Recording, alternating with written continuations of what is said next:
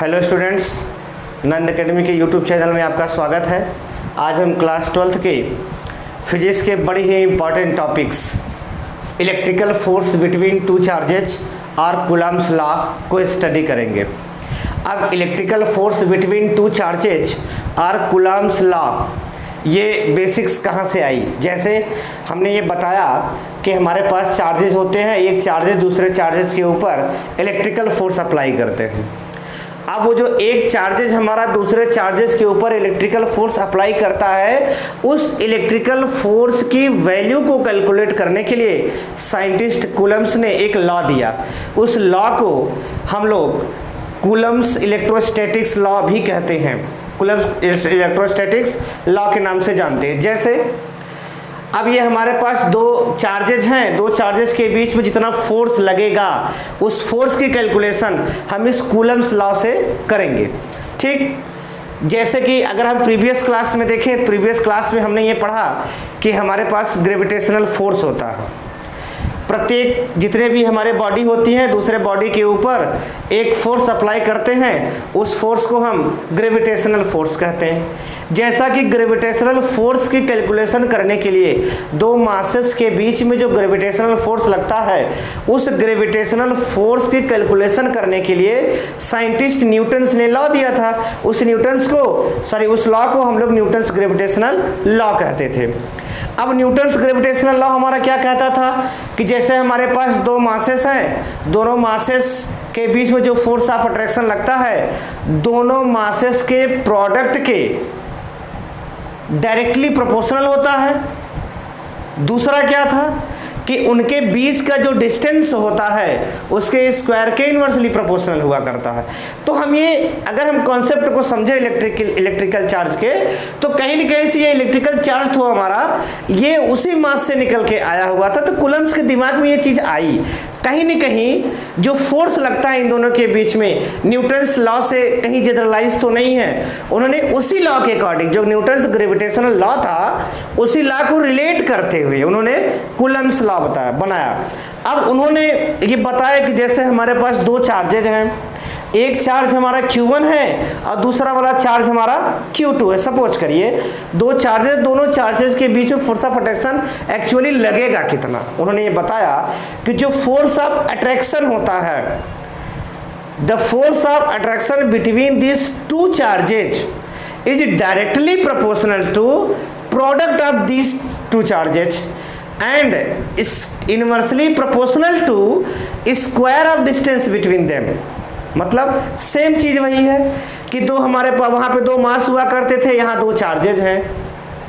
वहां जो force of gravitation होता था हमारा दो मासेस के प्रोडक्ट के डायरेक्टली प्रोपोर्शनल हुआ करता था।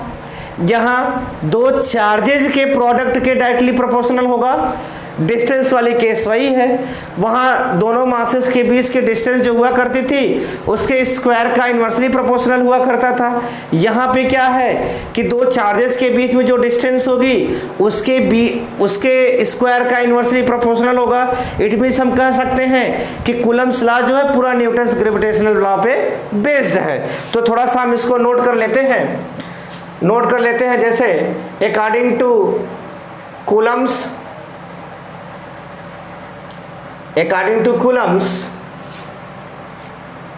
the force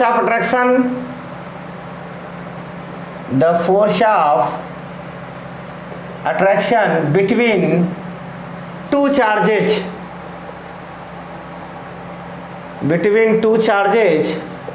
is directly proportional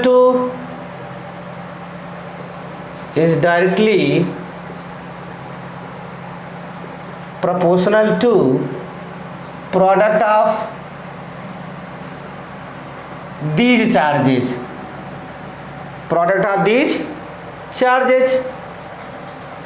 and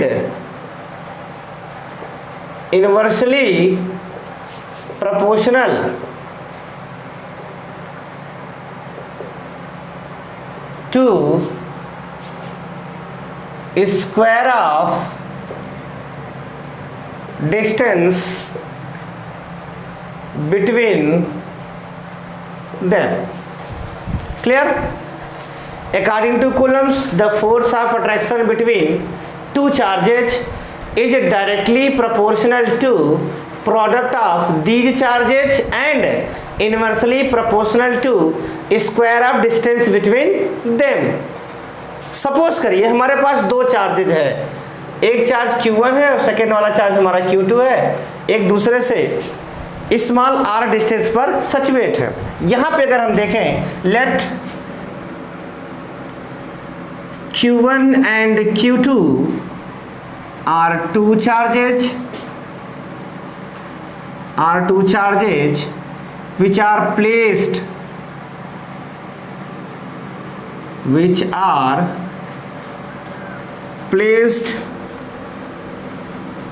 at a distance small r.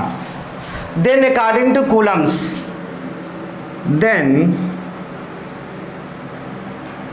according to Coulomb's, F is directly proportional to Q1 and Q2.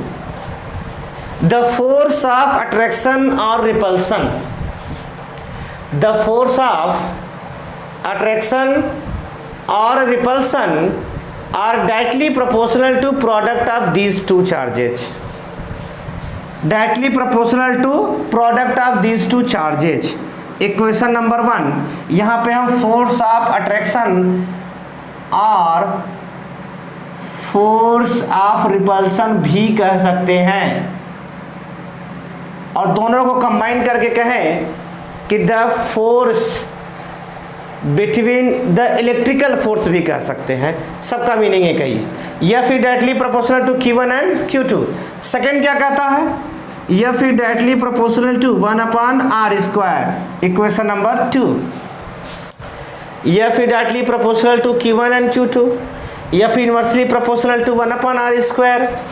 Then अगर हम लोग कहें ऑन कंबाइनिंग, कंबाइन करते हैं, on combining 1 and 2, combining 1 and 2, या फिर directly proportional to Q1 Q2/r²।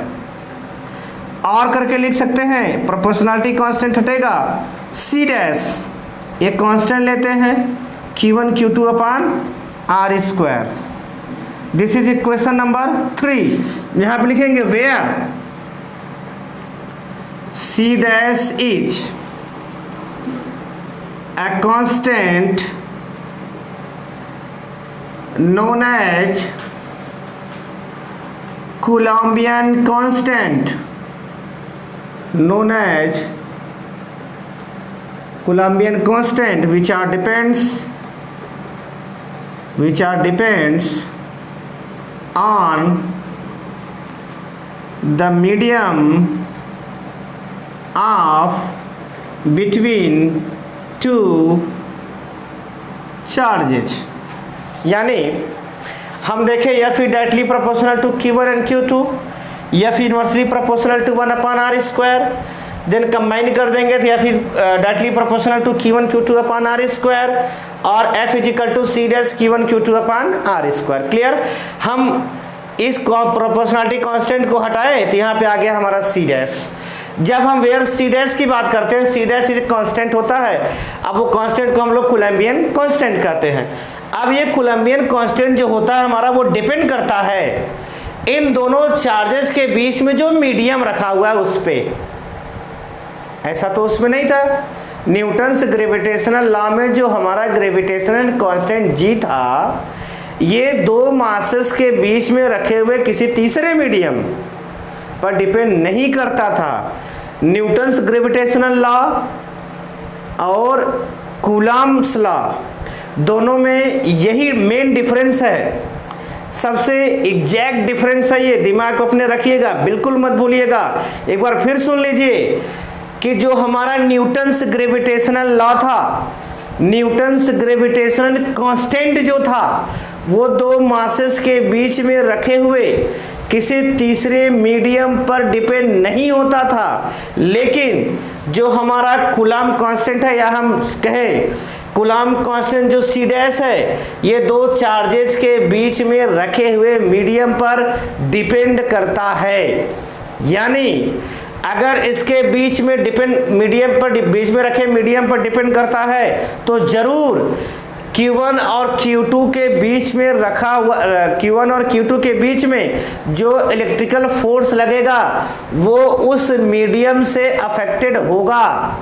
लेकिन gravitation में दो मासेस के बीच में कोई तीसरा मीडियम उन दोनों मासेस के बीच के फोर्स ऑफ अट्रैक्शन को अफेक्ट नहीं करता था। यहाँ पर दो चार्जेस के बीच में जो मीडियम रखा जाएगा वो उसको अफेक्ट करेगा। वो कैसे अफेक्ट करेगा इसको हम लोग देखेंगे। वो डिपेंड करता है कि मीडियम पर, वो मीडियम कैसा है, उस मीडियम की परमिटिविटी कैसी है। अब ये परमिटिविटी क्या होता है थोड़ा सा इसके बारे में हम लोग समझते हैं। परमिटिविटी के बारे में समझते हैं। अब ये हमारा कूलम्ब्स, आप वीडियो पॉज करके इसको नोट भी कर सकते हैं, चाहे तो स्क्रीनशॉट भी ले सकते हैं। अब जो अगली एक इम्पॉर्टेंट टॉपिक है परमिटिविटी ऑफ मीडियम, बड़ी समझने की चीज है। परमिटिविटी ऑफ मीडियम, हम इसको भी रेज कर देते हैं। ये क्वेश्चन थोड़ा सा दिमाग में रखना है। Equation number 3,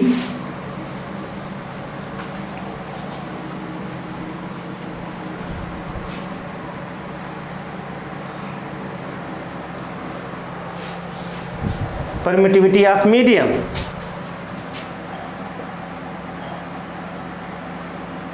permittivity of medium, ठीक। अब थोड़ा सा बारीकी से समझिए कि दो चार्जेस के बीच में मीडियम कैसे इफेक्ट करता है। सपोज करिए हमारे पास एक चार्ज Q1 है और दूसरा वाला चार्ज हमारा Q2 है, ठीक। अब Q1 और Q2 सपोज करें यहाँ से मैं इलेक्ट्रिक फील्ड लाइंस निकल रही हैं अभी, जिसको आगे हमको पढ़ना है, या फिर अभी से समझिए यहाँ से कंप्लीट फोर्स, इसके बीच में कोई मीडियम नहीं है, इसके बीच में कोई मीडियम नहीं है। सपोज करिए यहाँ से 100 लाइंस Q1 चार्जेस से 100 लाइन ऑफ फोर्स निकल रही हैं जो Q2 पर जा रही हैं। सपोज करिए 100 लाइंस यहाँ से निकल रही हैं और 100 की 100 लाइंस Q2 पर पहुँच जा रही हैं, ठीक। अब 100 यहाँ से निकली, 100 यहाँ पर पहुँची, हम रिलेट कर लेते हैं कि फोर्स कितना लगता है 100 न्यूटन। सपोज कर लेते हैं कि दोनों के बीच में फोर्स लगता है 100 न्यूटन। कब? जब यहाँ से 100 लाइंस गई, 100 लाइंस क्या हो गई यहाँ पे पहुँची, तो दोनों के बीच में फोर्स लगा 100 न्यूटन्स।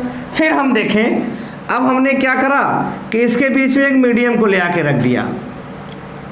ये चार्ज हमारा Q1, ये चार्ज हमारा Q2, ये फिर से 100 लाइंस को क्या करता है यहाँ से सेंड करता है। 100 लाइंस यहाँ से जाएगा। अब सपोज करिए 20 लाइंस ये मीडियम उसको एब्जॉर्ब कर लेता है। यहाँ पहुँचता कितनी लाइन है 80 लाइन। जब यहाँ पे 80 लाइन पहुँचता है तो जब Q1 से 80 लाइन Q2 के पास पहुँच रहा है तो हम सपोज करते हैं इनके बीच में फोर्स लगता है 80 न्यूटन। कितना लगता है 80 न्यूटन, ध्यान दीजिएगा। फिर अगली चीज हम देखते हैं, हमारे पास हमने एक ऐसा मीडियम रखा कि ये क्या किया 40 लाइंस को एब्जॉर्ब कर लिया। अब इसके पास कितना पहुंचेगा, अब इसके पास पहुंचेगा 60 लाइन। जब ये 60 लाइन पहुंचेगा तो फोर्स कितना लगाएगा, सपोज करिए 60 न्यूटन। कितना फोर्स लगाया 60 न्यूटन। फिर क्या हुआ, हमने नेक्स्ट टाइम देखा, हमने यहाँ पे एक मीडियम रखा, ये 60 को एब्जॉर्ब कर लिया। जब ये 60 को एब्जॉर्ब किया तो Q2 के पास पहुंचा 40 और यहाँ पे फोर्स इनके बीच में कितना लगा 40 न्यूटन। क्लियर। अगली चीज देखिए, यहाँ पे हमारा यहाँ पे हमारा Q1, ये हमने दूसरा मटेरियल ले आके रखा। जैसे ही हमने मटेरियल को ले आके रखा, सपोज करिए कि ये 80 लाइंस को एब्जॉर्ब कर लेता है। जब ये 80 को एब्जॉर्ब किया, Q2 के पास पहुंचा 20, फोर्स कितना लगेगा 20 न्यूटन्स। फोर्स कितना लगा 20 न्यूटन्स।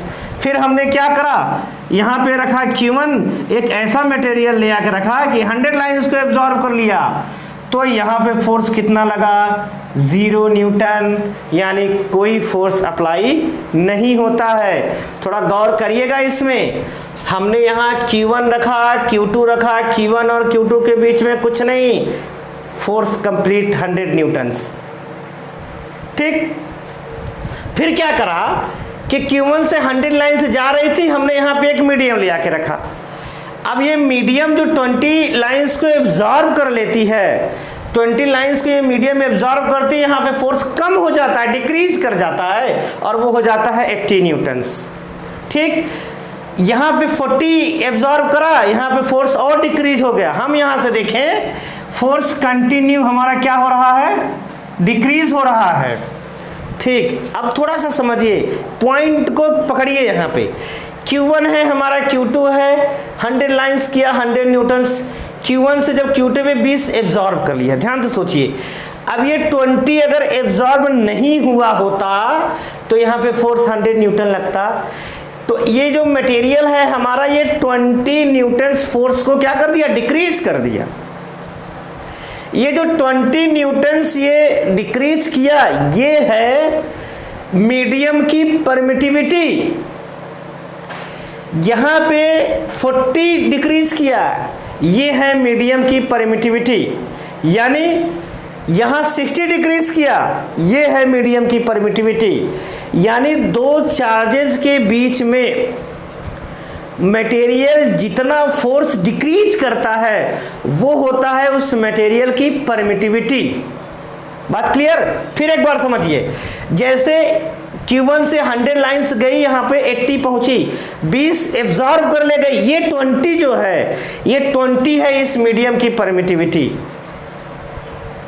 यहाँ पे 100 गई, 40 एब्जॉर्ब कर ली गई, ये 40 है इस मीडियम की परमिटिविटी। अब हम देखें 60, 80, 100, अगर इधर से देखें तो permittivity of medium is increases, but force of attraction और repulsion between charges is decreases.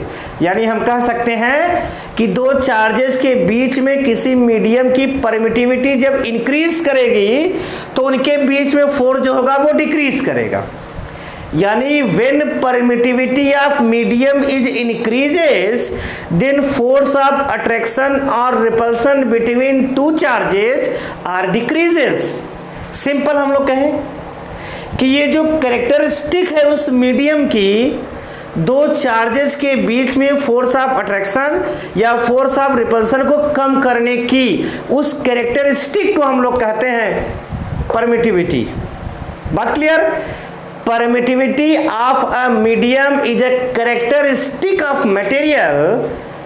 Permittivity of a medium is the characteristic of material by which they affect the force of attraction or repulsion between these two charges। हम simple ये भी कह सकते हैं कि दोनों के बीच में जो फोर्स ऑफ अट्रैक्शन को डिक्रीज करता है, due to which they decreases the electrical force between these two charges. Note कर लेते हैं एक बार। It is characteristic of medium due to which they decreases the electrical force between two charges। यानी दो चार्जेस के बीच में जो फोर्स ऑफ अट्रैक्शन को कम करता है उसको हम लोग कहते हैं परमिटिविटी। अब हर मटेरियल की परमिटिविटी अलग अलग होती है, डिफरेंट परमिटिविटी होती है मटेरियल की। जैसे हमने यहाँ देखा, जैसे जैसे परमिटिविटी हमारी इंक्रीज कर रही थी वैसे वैसे फोर्स ऑफ अट्रैक्शन हमारा क्या कर रहा था, डिक्रीज कर रहा था। जैसे जैसे परमिटिविटी हमारी क्या करती है, डिक्रीज करेगी। अगर हम इधर से देखें, परमिटिविटी डिक्रीज करेगी तो फोर्स ऑफ अट्रैक्शन हमारा क्या करेगा, इंक्रीज करेगी। अब एक चीज और सोचिए, यहाँ पे थोड़ा सा हम लोग देख लेते हैं। It is denoted by it is denoted by epsilon m EPS LON epsilon m मतलब एप्सिलॉन मतलब परमिटिविटी, m मतलब मीडियम, परमिटिविटी ऑफ मीडियम। यानी जब दो चार्जेस के बीच में मीडियम है हम लोग कैसे दिखाएंगे, परमिटिविटी ऑफ मीडियम। यही सोचिए 100 परमिटिविटी ऑफ मीडियम मैक्सिमम, थोड़ा डिक्रीज किया, थोड़ा डिक्रीज किया, लास्ट में हम देखते हैं Q1 और Q2 के बीच में कोई मीडियम नहीं। क्या ऐसा पॉसिबल है कि दो चार्जेस के बीच में कभी कोई मीडियम ना हो? जब कोई मीडियम नहीं होता है तब उसको हम लोग बोलते हैं फ्री स्पेस। क्या बोलते हैं? फ्री स्पेस, या इसी को बोला जाता है एयर। अब जो फ्री स्पेस और एयर वाला जो परमिटिविटी होता है इसको हम लोग डिनोट करते हैं एप्सिलॉन नॉट। नॉट मतलब कुछ नहीं, थोड़ा समझने के लिए सोच लीजिए, डिनोटेड बाय एप्सिलॉन। अब यहाँ पे हम लोग लिख सकते हैं फॉर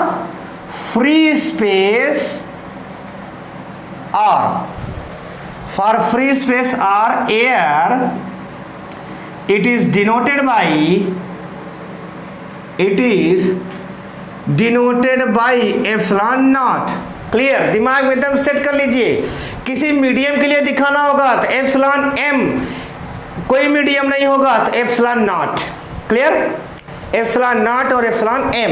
अब थोड़ा सा समझिए कि जो मीडियम होता है दो चार्जेस के बीच में, जब हम किसी मीडियम को रखते हैं तो ये फोर्स ऑफ अट्रैक्शन को कैसे डिक्रीज करता है। जैसे ये हमारा एक चार्जेज है, ढेर सारा हर डायरेक्शन में फोर्स को क्या करता है, ये हर एंगल पे बनाता है फोर्स, हर एंगल पे फोर्स बनाता है। यानी हम कहें कि अगर अराउंड इसके देखें तो 4 पाई एंगल बनेगा, और बनता है 4 पाई एंगल। ही तो आप लोग जानते हो कि मैथमेटिक्स में ये 4 पाई एंगल बनेगा। दूसरा वाला चार्ज हमारा यहाँ है।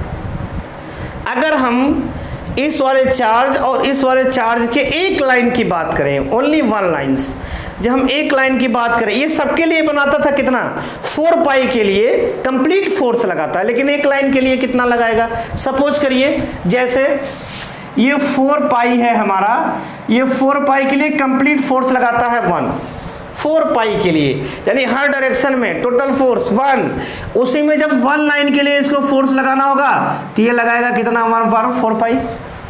ऑफ कोर्स लगाएगा 1/4 पाई, यानी 4 पाई के लिए टोटल फोर्स लगता है। तो 1 लाइन के लिए कितना लगेगा, 1/4 पाई लगेगा।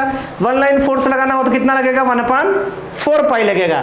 दूसरी चीज सोचिए, अब यहाँ पर दूसरी चीज हम लोग ये देखें, परमिटिविटी उस पर मीडियम कैसे डिपेंड करती थी। ये जो फोर्स होता है हमारा, फोर्स हमारा, परमिटिविटी ऑफ मीडियम हमारा इंक्रीज तो फोर्स ऑफ अट्रैक्शन डिक्रीज। यानी दोनों एक दूसरे के इनवर्सली प्रोपोर्शनल, या हम कहें दोनों एक दूसरे का रेसिप्रोकल। एक इंक्रीज करेगा तो दूसरा वाला डिक्रीज करेगा, सॉरी दूसरा वाला क्या करेगा, डिक्रीज करेगा। यहां से अगर हम लोग सोचें, अगर देखें तो C dash is equal to क्या हो सकता है, 1/4 पाई एप्सिलॉन m।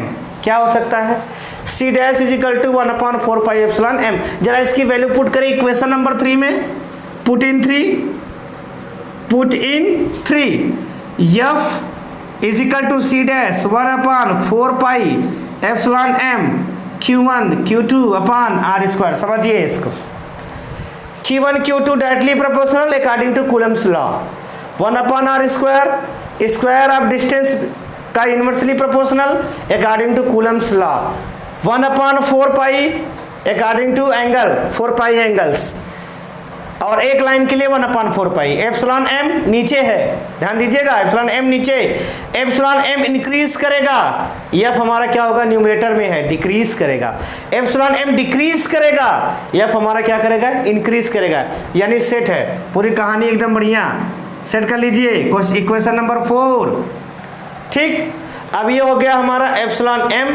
दिक्कत हमारी ये थी कि हम पूरा हर मीडियम का अलग अलग परमिटिविटी लर्न करना हमारे लिए बड़ा मुश्किल काम था।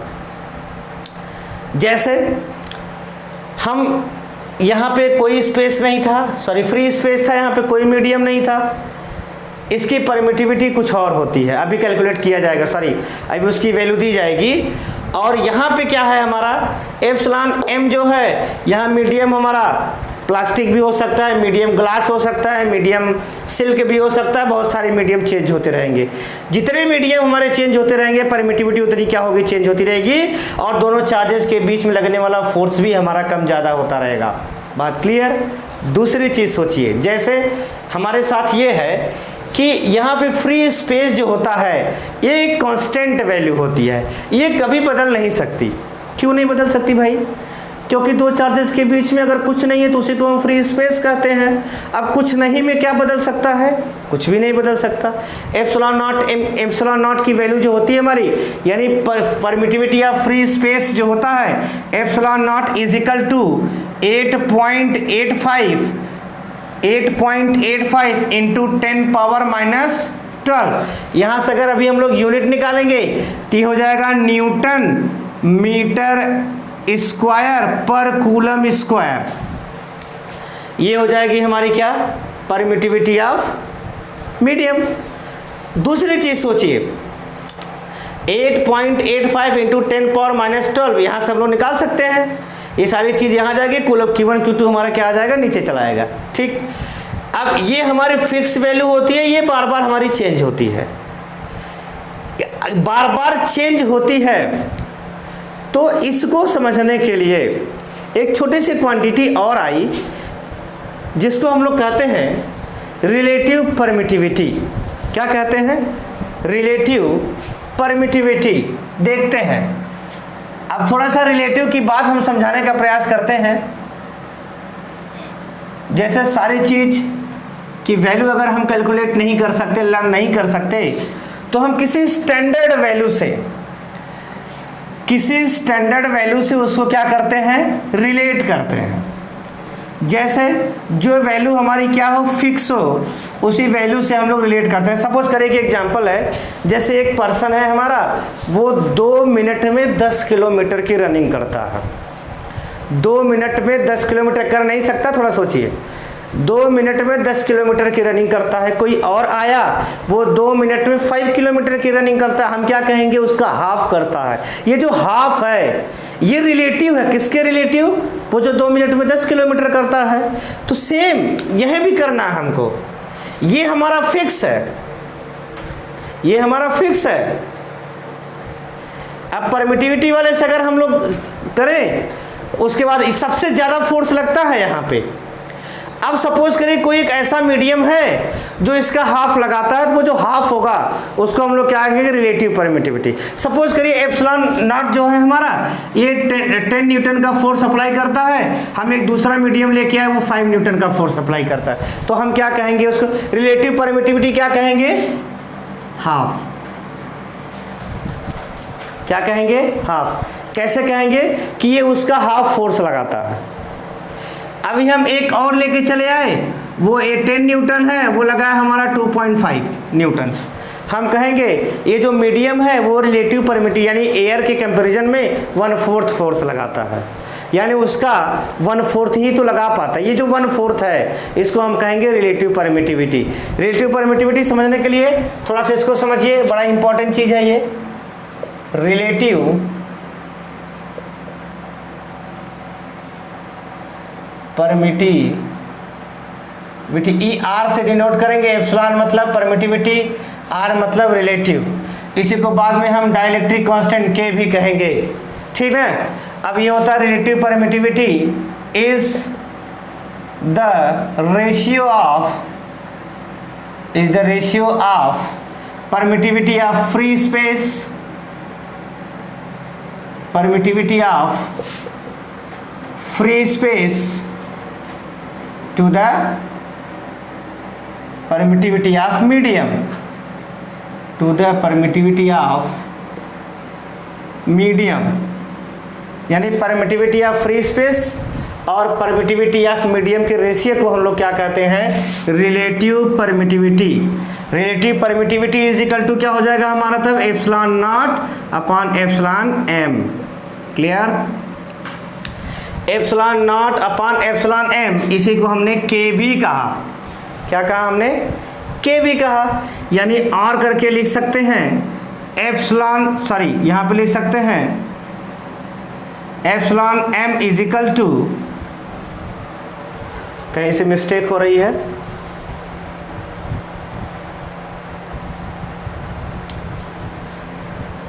थोड़ी सी डिफिनेशन में मिस्टेक हुई, sorry, is the ratio of permittivity of, is the ratio of permittivity of medium to the permittivity of free space, sorry, to the free space। ठीक, अब यहां से अगर हम लोग देखेंगे तो epsilon M is equal to क्या हो जाएगा, एप्सिलॉन नॉट के। Put in equation 4, put in equation 4, f is equal to 1 upon 4 pi, f is equal to 1 upon 4 pi, epsilon m की जगह क्या रख सकते हैं, epsilon not k q1 q2 upon r square. यहाँ सोचिए ये स्टैंडर्ड फॉर्म है हमारा इक्वेशन नंबर 5। फिर देखिए यहाँ पे सोचिए जरा, ये हमारा मीडियम है और ये हमारा क्या है, फ्री स्पेस है।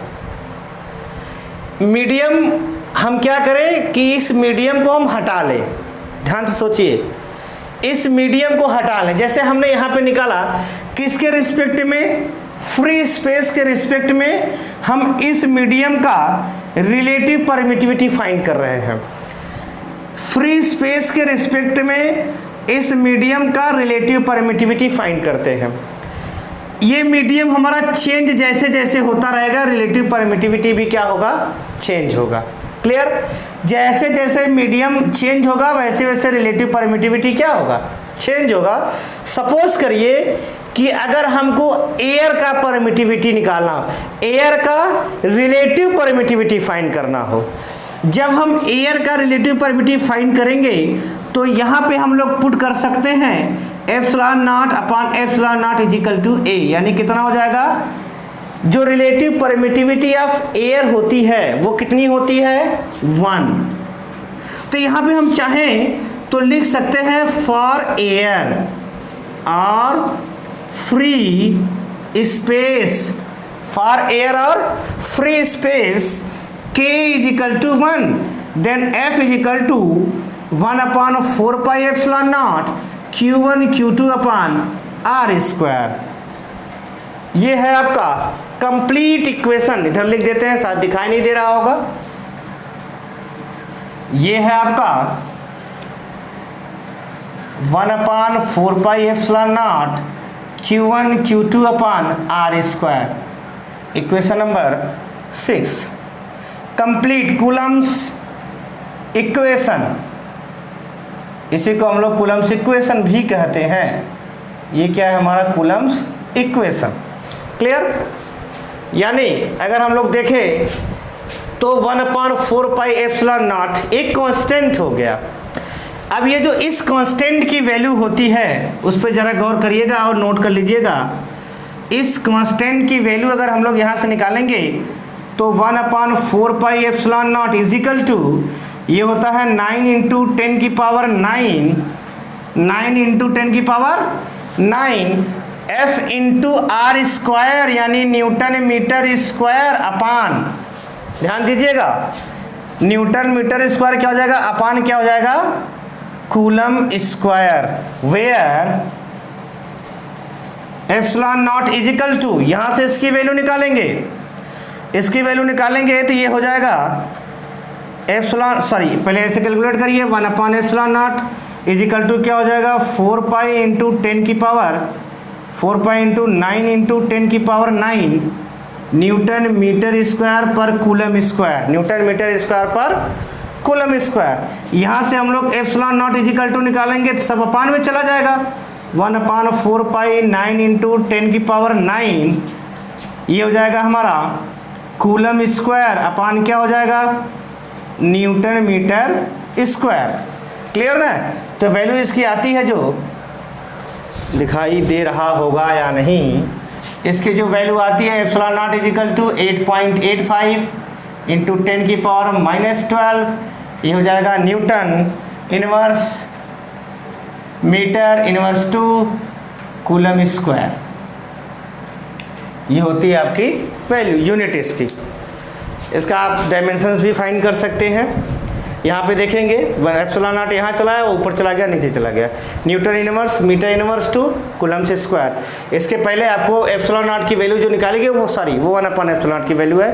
अब अगला जो डिस्कस है, अगली जो टॉपिक है हमारी इसी यही जो हमारा कूलम्स लॉ है, कूलम्स लॉ का एक फॉर्म है हमारा वेक्टर फॉर्म। अगली जो टॉपिक होगी हमारी कूलम्स के वेक्टर फॉर्म के ऊपर होगी। Thank you.